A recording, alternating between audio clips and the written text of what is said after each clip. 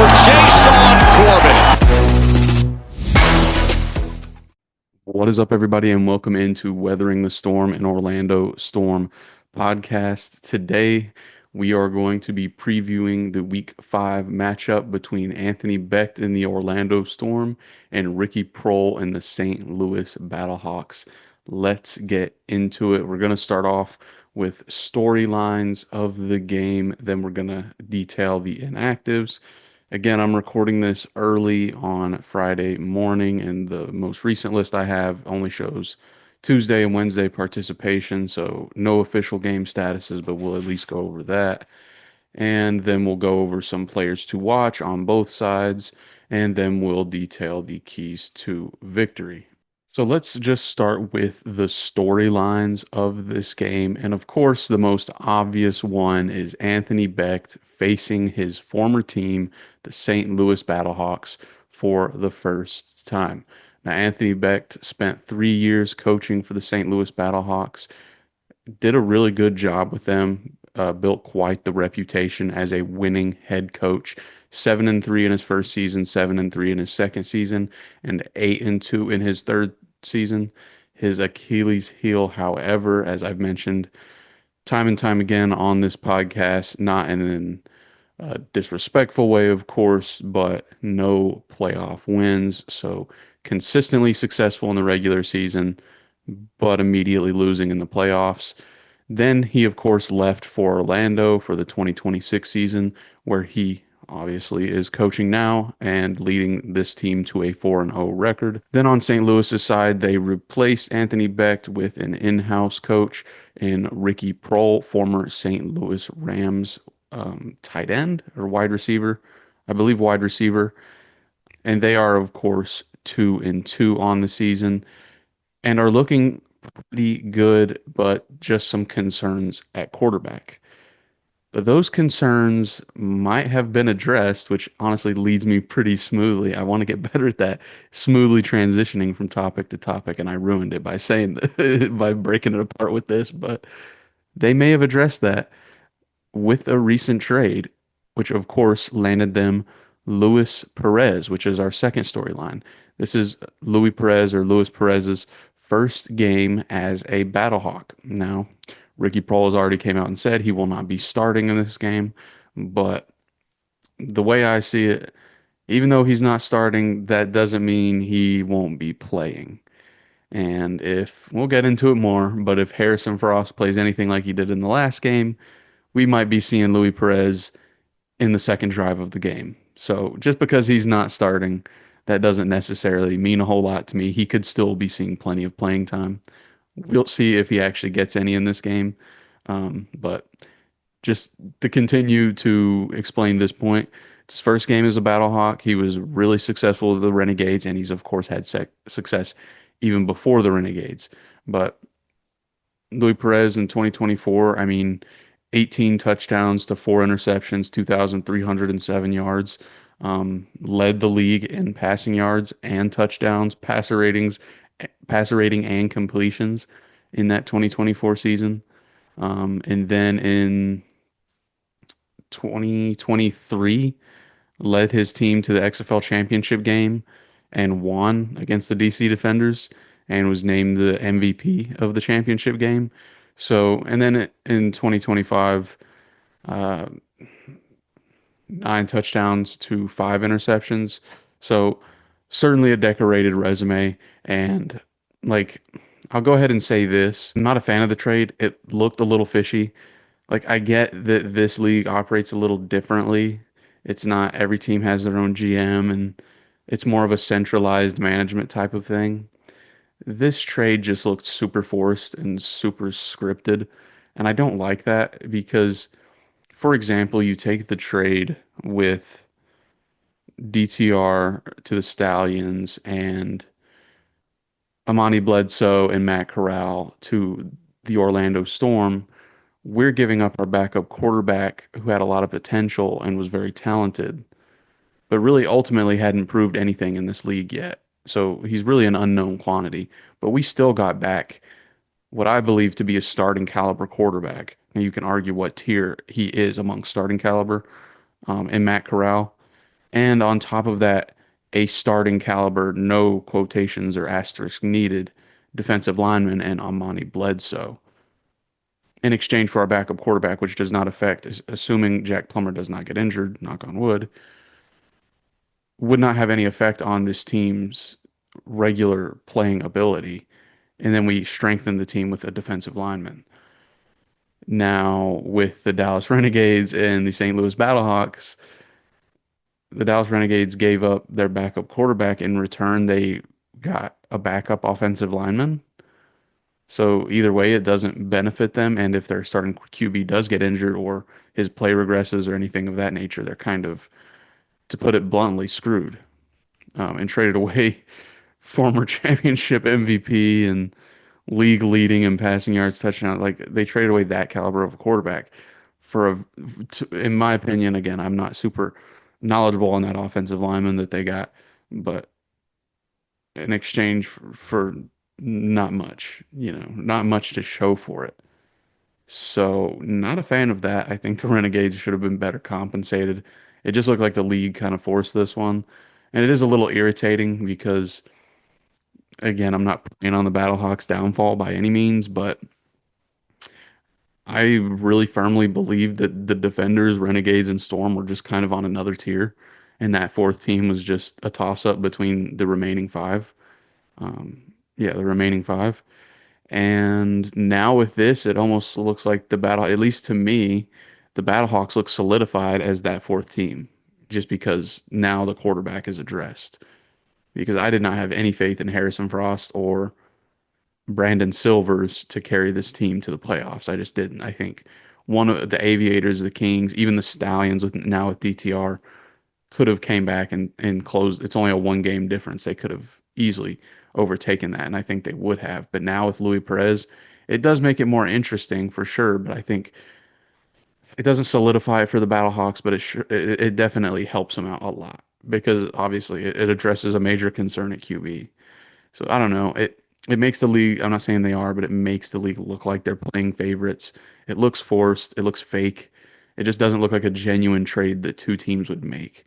So not a huge fan of it, but regardless, that is where we are. Luis Perez, a huge addition to the Battlehawks. Not supposed to start, but we'll see if he gets in. If Harrison Frost struggles, and I predict that he likely will. So we'll see. But that is storyline number two. And those are the only two major storylines I have for this game. Hopefully, I didn't miss anything. But we're going to go ahead and get into the inactives. And again, like I opened the show with, I have Tuesday and Wednesday's practice participation status. I don't have anything past that.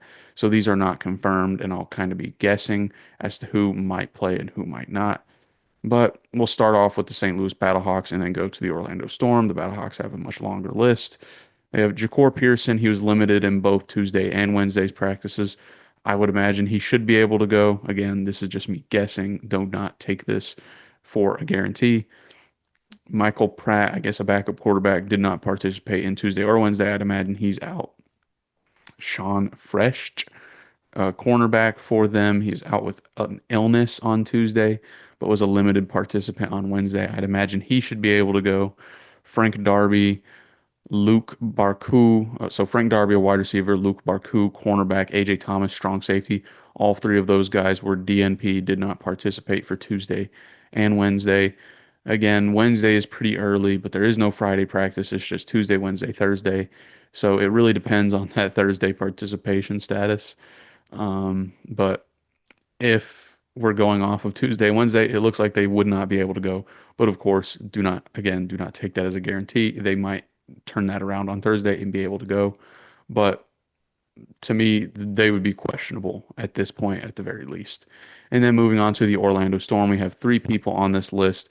Devontae Beckett was a limited participant in Tuesday's practice, but was a full participant in Wednesday's practice. Then Nate Metters, he was a full participant for Tuesday and Wednesday. So I believe he missed last game or the game before that.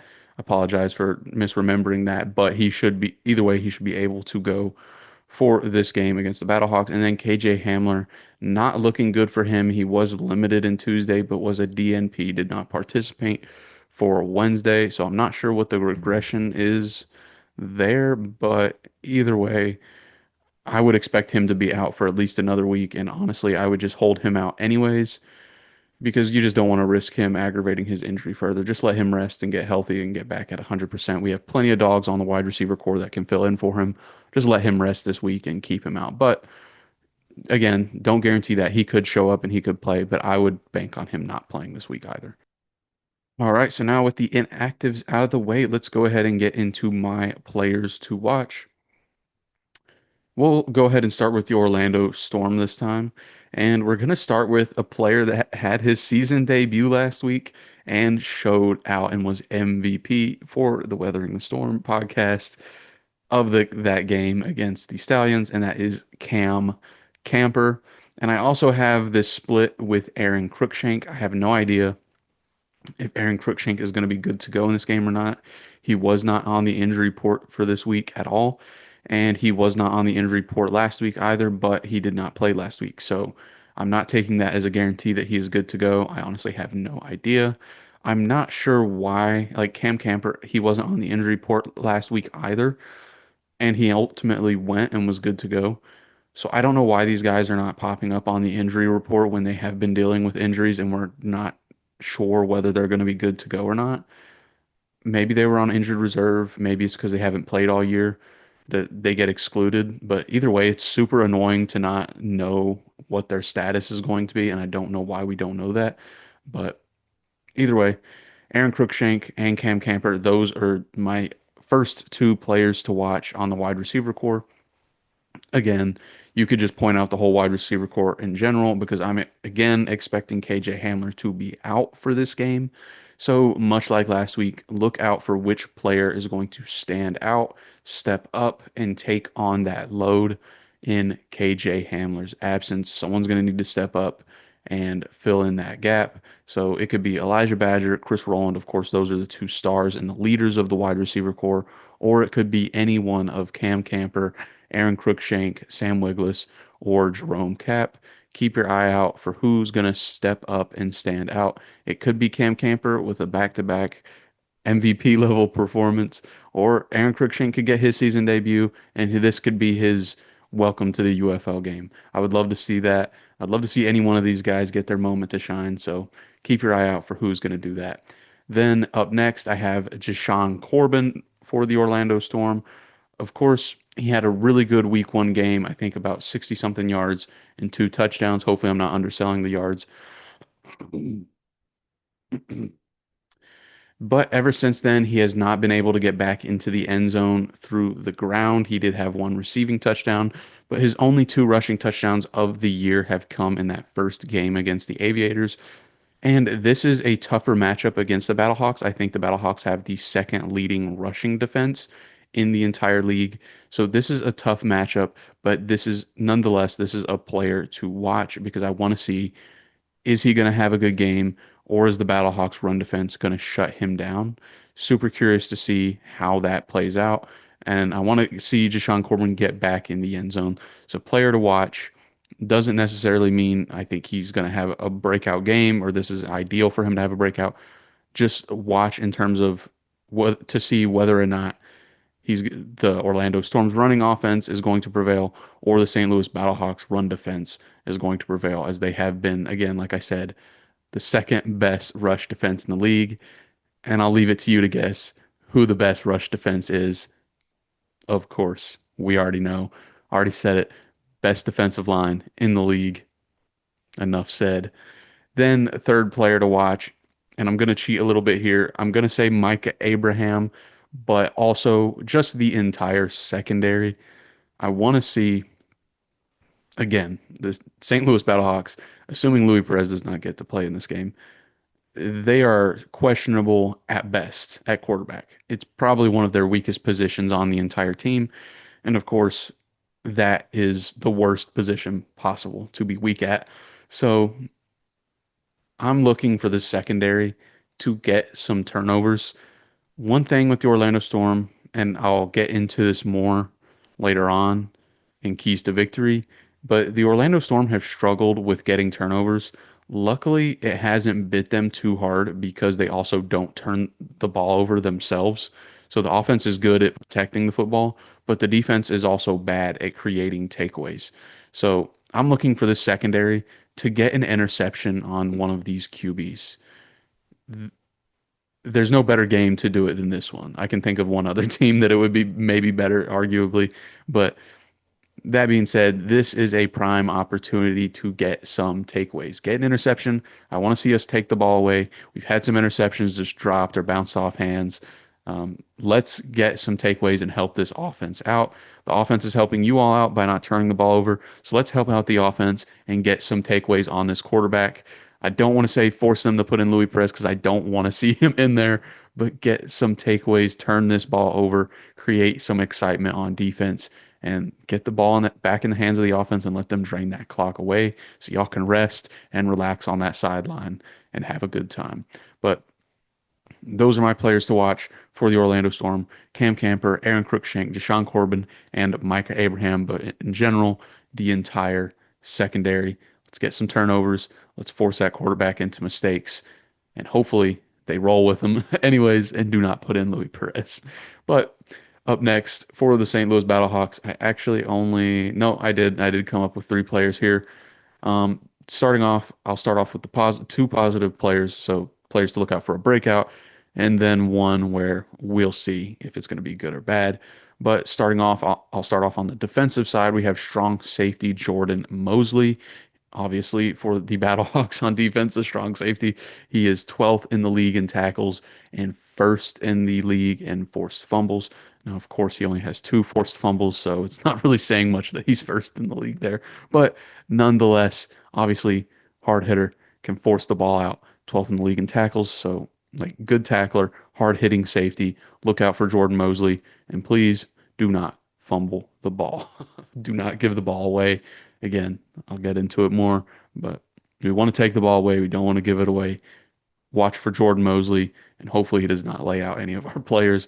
Then, of course, I could not possibly preview any St. Louis Battlehawks game without mentioning Hakeem Butler, probably the best wide receiver in this entire league, and almost certainly looks like he would be going to the NFL after this season is over. I have no idea why he wouldn't, but second leading receiver in the UFL in terms of yardage with 311 yards. He had a really good game last week, which is like, we'll get into it, but is super impressive considering the circumstances. But 109 yards, one touchdown, and 79 of those yards coming after the catch.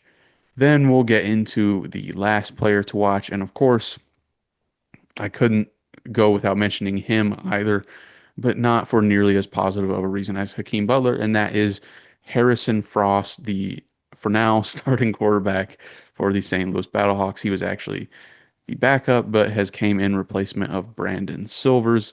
So we'll see. Maybe they actually start Brandon Silvers, but in the recent weeks, Harrison Frost has been the starter, so I'm assuming he'll start in this one as well. And Ricky Prohl has already confirmed that Louis Perez will not be starting. So Harrison Frost, he's just had an up and down year. I know against the Stallions, he came out and immediately threw like two interceptions, but then I think he followed that up by throwing three touchdowns to win them that game in the fourth quarter. Then in his most recent game, 6 of 21, 144 yards, one touchdown, one interception, 28.6 completion percentage, and a 51.7 passer rating. Obviously not ideal, really horrible numbers. And that's why I said for Hakeem Butler to come away with 109 yards and one touchdown when the quarterback only threw 144 yards total in that game, that is absolutely insane. So Harrison Frost, like, don't get me wrong, he has shown again against the Stallions that he can light up a defense and he can score. So don't completely sleep on him, but at the same time, if I were to say that I am worried about Harrison Frost lighting up our defense, I'd be lying. I think this isn't, like I said before, this is an opportunity for the defense to clamp down and get some interceptions, get some turnovers. I don't want to give bulletin board material for Harrison Frost, but yeah, we'll see what type of game he has. Of course, he could light up a defense. Like, he's shown the ability to do that, but he hasn't shown the ability to do that mistake-free and consistently. So keep your eye on him. See if he can string together a game like he had at the end of the Stallions or if it's going to be a lot like last week. So Harrison Frost, third player to watch for the St. Louis Battlehawks. Now, let's roll right on along and finish out this video with keys to victory. Now, for the Orlando Storm to win this game, we're going to start off with two maybe cop-out answers, but either way, they're incredibly important for the Orlando Storm to win this game. Again, you could say it about any team, but I think particularly in this game, it holds relevance because I would need the Storm to win the turnover margin. The Storm are currently fourth in the league in turnover margin with +1. Now, there are +1, but they only have two takeaways in the entire season so far and one giveaway. If you look at all the other teams, they're hovering around 6 to 8 for both categories or somewhere around that in vicinity. The Orlando Storm are by far the team with the least takeaways and the least turnovers, but they're still +1 because they just simply, knock on wood, do not turn the ball over outside of one red zone interception from Jack Plummer. And again, I could be wrong. I don't know if this counts special teams turnovers because they did get one fumble off of the Columbus Aviators in that week 1 game. And I think they also got the interception. No, they got an interception against the Louisville Kings. So I don't know if the fumble counts. But again, both of these turnovers kind of coming in the beginning 2 weeks of the season.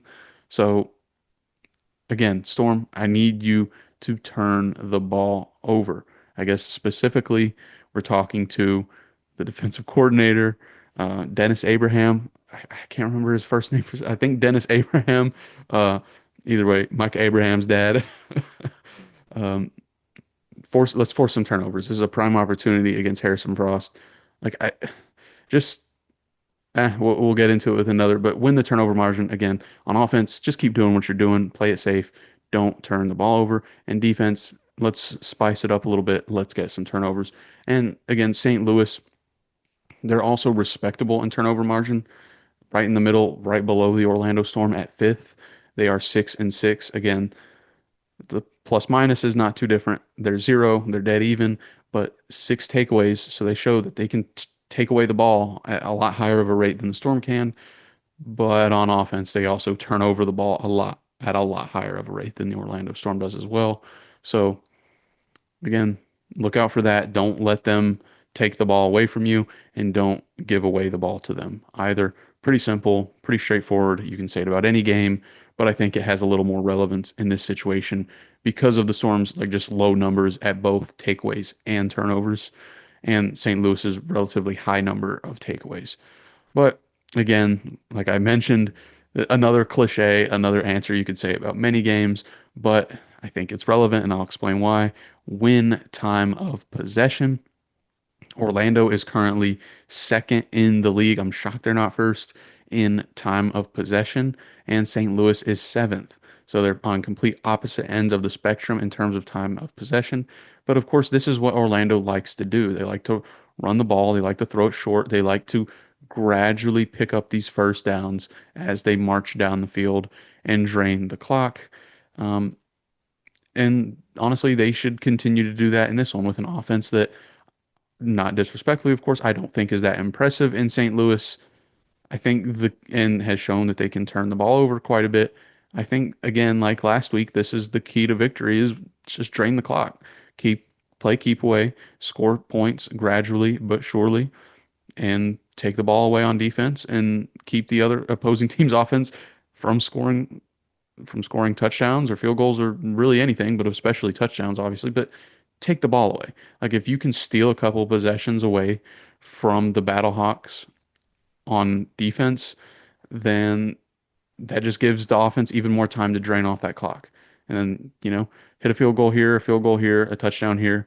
And that's been what the Orlando Storm have been doing all year, just gradually chipping away at opposing teams. They've only really been in one shootout all year long. So again, you don't need to force yourself into a shootout with Harrison Frost and the St. Louis Battlehawks. Now, if you want to run up the score on offense and actually score touchdowns when you get in the red zone instead of field goals, which honestly could be another key to victory for the Orlando Storm, I'll throw it in real quick. But finish off drives we keep getting in the red zone and then having to kick field goals. Just finish off drives. It's not going to take, again, no disrespect to the Battlehawks, but it wouldn't take that many touchdowns to put this team away. Of course, again, I'm going to keep mentioning it. Unless they put Louis Perez in and they have a completely different identity on offense because of it, it shouldn't take that many touchdowns to put this team away and keep them out of this game. So offense, just finish off drives when you're in the red zone. But back to the earlier point, win time of possession, drain the clock, play it slow, play it safe, and opposite on the defense, play aggressively, and that'll lead me into my next point. Of course, don't want to neglect the red zone thing, finish off drives in the red zone. But into my next point, blitz heavy and blitz often. Rattle Harrison Frost. Do not let him get comfortable. Listen, these, and I don't want to keep dunking on Harrison Frost, but these maybe quarterbacks who need to settle and keep it simple and get in the groove, they love the soft zone. They love soft zone because that means they don't really need to do anything too aggressive. When you're dropping back and giving them at least 5 yards of cushion on every play, that allows them to take what the defense is giving them instead of having to force the ball downfield and make difficult throws. So you keep playing the soft zone. They're going to pick, I'm not saying he will, but it gives him the opportunity to pick you apart and get these little dink and dunk type of passing plays and gradually move the ball down the field, get in a rhythm, and obviously eventually get hot and get touchdowns, get points on the board. We don't want that to happen. Don't even give it the opportunity to happen. Blitz heavy, blitz often, and rattle Harrison Frost, force him into mistakes, force him to throw the ball before he's ready, force him to throw it in inopportune situations and get some turnovers. But of course, force that by blitzing heavy and often. I also think they have the leading rushing, the fourth leading rusher, like the fourth highest running back in terms of rushing yards on their team. So also just shut that down. Don't give them the opportunity to open up that run game, which would, of course, help Harrison Frost out a lot. Force them to throw and force them to make difficult throws. Third key to victory, I guess fourth because I threw that other one in there. And I'm going to throw a fifth one in here too because I thought about it. Double team Hakeem Butler. Do not let him beat you deep. Do not let him beat you at all. Of course, that is a tall task. That's like saying don't let Calvin Johnson beat you. Don't let Larry Fitzgerald beat you. Like, that's nothing too bold there. He's their star wide receiver, and he's a star wide receiver in this league. So that's a tall task. Of course, if he has a good game, I'm not holding that against the Storm. But that's a key matchup to watch. Micah Abraham versus Hakeem Butler, or whoever lines up on him. I don't know if Micah will follow him or if it's just one side of the field of the versus the other. But either way, I already put him as a player to watch, but Orlando Storm, cover up Hakeem Butler by any means necessary. Force one of these other wide receivers to beat you. And honestly, that should be a long day for Harrison Frost if he cannot get the ball to Hakeem Butler. And if that defensive line plays like they have been all season, he should be in for a long day. Not anything crazy. Just just lock up Harrison Frost, force him into mistakes, and double team Hakeem Butler like crazy. Do not let him get the ball. But that will wrap up the keys to victory for the Orlando Storm. Let's go ahead and close out this video with the keys to victory for the St. Louis Battlehawks. And of course, much like the inverse, they need to find success at QB. So the Orlando Storm need to force that QB to make mistakes. St. Louis Battlehawks, and this, of course, is straightforward, need to find success at QB, the most important position on the team, and they need to just keep it simple. Like the same thing I kind of said last week, the Storm have shown that they like to settle in the soft zone. Now, last week, they completely shut down Matt Corral in the Birmingham Stallions offense. So they rebounded last week compared to the week before against the Kings. So I'm not saying you're just going to get soft zone. They could pressure and they could, spice things up and shut you down regardless. But either way, keep it simple for your QB. Don't force him to make difficult throws unless he absolutely has to. And just let him just get some easy throws under his belt and let him build up confidence and try to get in a flow and a rhythm. But Leading into the next point, again, find success at QB and open up the run game. Wow, how bold. Pass the ball well and run the ball well. But that's what they need to do. They need to open up the run game and they need to build off of the run game and let that open up the passing game. Because again, you're dealing with an inconsistent quarterback who is still not a completely proven commodity in this league in Harrison Frost. So lean on the running game. You need to get that going. Again, is that going to be the easiest thing to do against the best rushing defense in the league? No, but it is what it is. That is the situation your offense is in due to the QB play. So you need to open it up and you need to find success somehow, some way through the ground. Because if you don't, you are putting Harrison Frost in an absolutely unwinnable situation. You need to find success on the ground, or Harrison Frost is going to have a very long day. But on the opposite side for the St. Louis Battlehawks defense, you need to play aggressive on defense. Force the Storm to throw it deep. And this is like gonna get repetitive. I'm gonna keep saying this for opposing teams, but this is the Storm's identity, so this is the way you need to attack it because they love to throw it short and let the playmakers make plays. They love to hand it off to Jashawn Corbin and let him make plays. Let Elijah Badger make plays, let Chris Rowland make plays. Last week it was Cam Camper make plays. This week it could be Aaron Cruikshank making plays. But the point is, and Jack Plummer can make the deep throws. Don't get me wrong. So again, like I said last week, you take my advice. Don't blame me if you get burnt. But if you're asking me how to attack the Orlando Storm offense, it isn't going to be sit back in soft zone and let them kill you with these little 5 yard, 6 yard plays every single play after play, because then your defense is going to be on the field the whole game. So you need to play aggressive. You need to stack the box. You need to send some blitzes, and you need to try and get turnovers on this Orlando Storm offense because they want to play it safe. They want to take 4 yards here, 5 yards here, 6 yards here, and they just want to get the ball into the playmaker's hands as close to the line of scrimmage as possible and play it safe and just chip away slowly but surely. So don't allow them to do that. Get a loss, tackle them behind the line of scrimmage when they throw the short pass, and force them into third and longs, second and longs, and make them throw it deep. Make them throw it down the field and maybe get a turnover on them. Again, they've shown they can hit the deep ball when they need to, but that's not what they like to lead with. So force them into that situation as many times as possible and try to get some turnovers. Again, it's a tough task. The Orlando Storm do not turn the ball over whatsoever. So you're going to have your offense pick up their slack too, because if this is a low scoring game and our defense is shutting the St. Louis Battlehawks offense down, it's going to be a long day because we're perfectly content with finishing a quarter with only 3 points if our defense is shutting your offense down. Like the Storm have shown they're perfectly content with winning these really low scoring, grinded out type of games.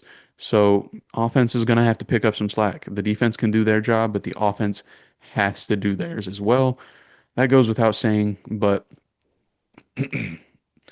you're going to have to get some return on the offense because the Orlando Storm will absolutely take whatever the defense gives.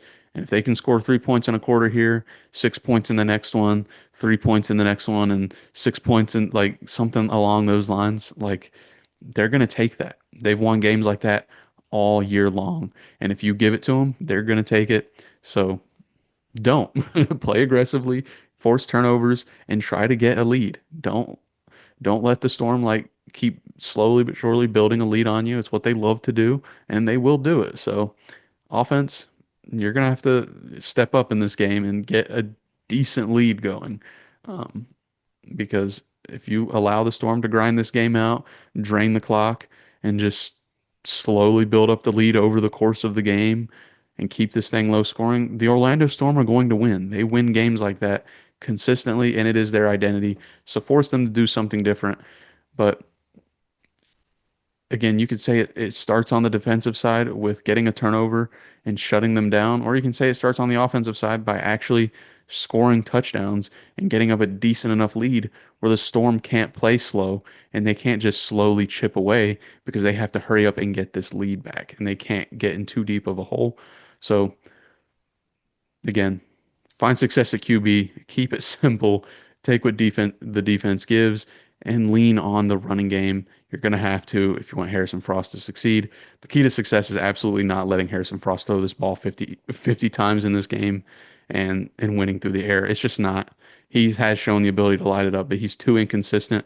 If you turn the ball over, the Orlando Storm offense is going to make you pay, whether that's with scoring points or just draining so much time off the clock that it's going to put your offense in a bad situation the next time they come on the field. So those are my keys to victory for the Orlando Storm and the St. Louis Battlehawks.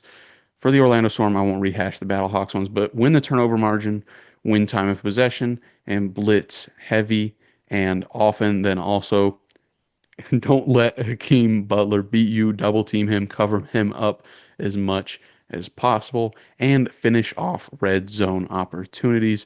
This team grinds it out, wastes a bunch of time off the clock, gets into the red zone, and then gets stopped. A lot. It ultimately has not mattered because the defense locks in and wins these games. But this happens a little too often for my liking from this offense. Get in the red zone and let's score some touchdowns. Let's finish off those opportunities. But those are the keys to victory. Let's go and head and get into some scoring predictions for this game. Now, the Orlando Storm are a 3-point favorite. And obviously, I am going to have them win and cover that spread. The, what makes this game difficult to predict is I don't know if they're going to put Louis Perez in or not. And regardless of how ready he is and how familiar he is with this playbook, he could step in and immediately, I think, be an improvement over any quarterback that's currently on the Battlehawks roster right now. So, and that's just hard to game plan for the Storm because he hasn't played all year. And if you're preparing for Harrison Frost or Brandon Silvers, and then they play for one drive and then Louis Perez comes onto the field, that could make this game go a lot differently. But assuming Harrison Frost or Brandon Silvers is the starting quarterback for the St. Louis Battlehawks, I expect this to be another typical Orlando Storm game where they grind this ball, like they just grind this game out.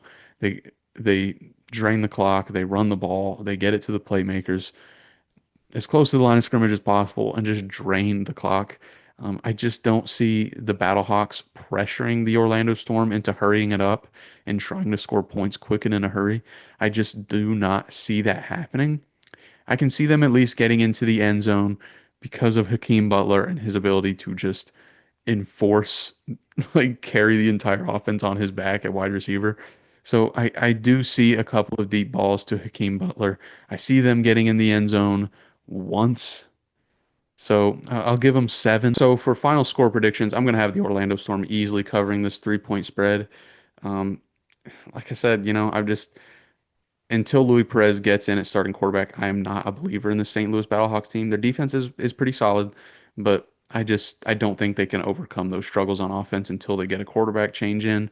And that could come in this game. So of course, if that happens, this scoring prediction will likely be completely wrong. And I think the Battlehawks will be able to score at least a decent amount more points with Louis Perez. But assuming he doesn't get in at all, I'm going to give the St. Louis Battlehawks 7 to the Orlando Storms 19.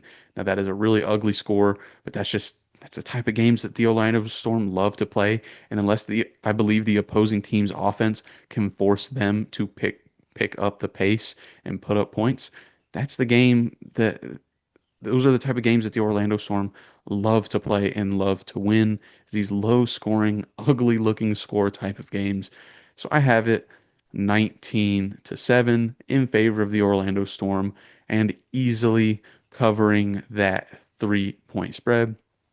But of course, the disclaimer being if Louis Perez sees any time at QB, this game could go a lot differently. And that does honestly concern me and is really, other than Hakeem Butler, and a pretty solid defense, not crazy, but, not awful, but not great, is really the only thing that truly scares me about this St. Louis Battlehawks team. Louis Perez, Hakeem Butler, and the defense on occasion. Like I said, the strong safety, Jordan Mosley, obviously hard-hitting safety. So that's really it, though. Like, there's just not much on this Battlehawks team that keeps me up at night. It'll be a much bit. I think it'll be a much different story when Louis Perez gets in there. But until that happens, just I think they're just a middle of the pack team at best. So we'll see if they make a quarterback change. Like I said, this game could go a lot differently, but that's where I'm going to have it 19-7 in favor of the Orlando Storm. But that's going to do it. That is your game preview between the Orlando Storm and the St. Louis Battlehawks in Orlando at Entering Co Stadium at 7 p.m. I hope to see all of you there. Should be a really exciting time. I'm really looking forward to this one. Really curious to see what the turnout is. I know it kind of makes sense for turnout and attendance to kind of lower as the season goes. We're in the middle of the season, so I just don't know what to expect. I feel like this game is a lot more exciting. And obviously you have the $4 beers up until kickoff. Um, it seems like it would be the perfect opportunity for the attendance to be higher and more people to show up. I just have a feeling that might not be the case. And I already know the reaction on Twitter. Everyone going to be complaining, oh my God, they're 4-0. Why is the attendance like this? Blah, blah, blah, whatever. I hope the attendance is better. I don't know that it will be. It's the middle of the season. I think some people are just checking out until the playoffs get here and these games actually start to have a little more weight or impact. And but we'll see. We'll see. I hope it's better, but regardless, I'll be there. If you see the guy with this mask, come say hi. That's me. I won't have my glasses on. So like again, like I don't wear my glasses so I can wear the mask and just I don't know, it's just easier to deal with contacts when I'm at the game. So I'll have one of the storm hats on when I'm not wearing the mask, and then obviously I'll have the mask on during the game. But come find me, come say hi. I'd be happy to meet you. That would be really awesome. But with that being said, that's gonna do it, guys. Thank you for weathering the storm. Go Storm. Surge on.